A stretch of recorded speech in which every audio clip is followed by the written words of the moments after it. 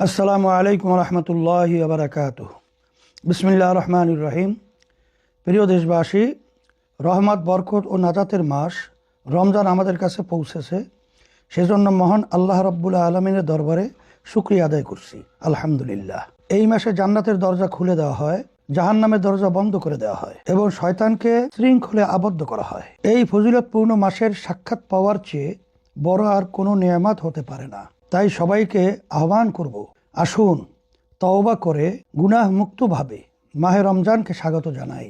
ফরজ আমলে মনোযোগী হই, তেলাওয়াত, জিকির ও নফল ইবাদতে মগ্ন হই। তাহাজ্জুদ, তারাবি আদায়ে গুরুত্ব প্রদান করুন।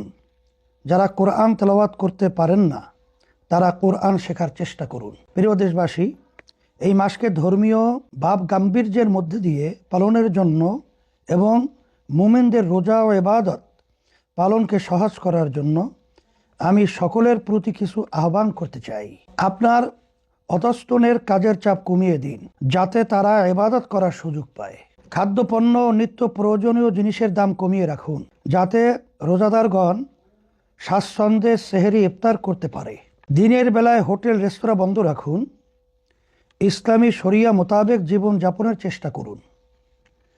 বাসায় কোরআন তেলাওয়াতের চর্চা শুরু করুন। বাচ্চাদের কোরআন শেখানো শুরু করুন। বেশি করে দান সৎকা করুন। বিশেষ করে আত্মীয় স্বজনদের মধ্যে যারা অভাবী তাদেরকে হাদিয়া প্রদান করুন। সরকারকে বলবো, দ্রব্যমূল্য জনগণের নাগালের মধ্যে রাখতে কার্যকর ব্যবস্থা নিন। সিন্ডিকেট ভেঙে দিন। আইন শৃঙ্খলা পরিস্থিতির উন্নয়ন নিশ্চিত করুন। প্রিয় নেতাকর্মীবৃন্দ, ত্রয়োদশ জাতীয় সংসদ নির্বাচনকে কেন্দ্র করে আপনারা অক্লান্ত পরিশ্রম করেছেন।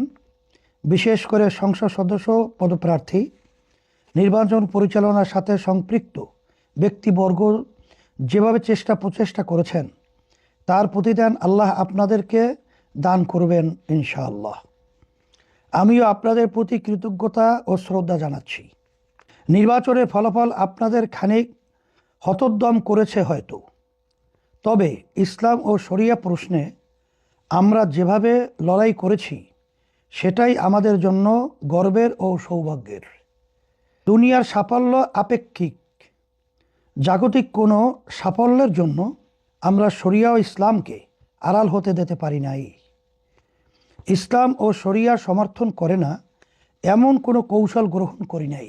আমরা আমাদের প্রচেষ্টা করেছি, ফলাফল আল্লাহ পক্ষ থেকে।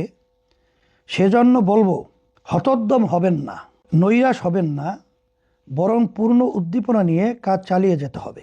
আমরা সামগ্রিক পর্যালোচনা করেছি, আপনাদের সাথেও কথা বলবো।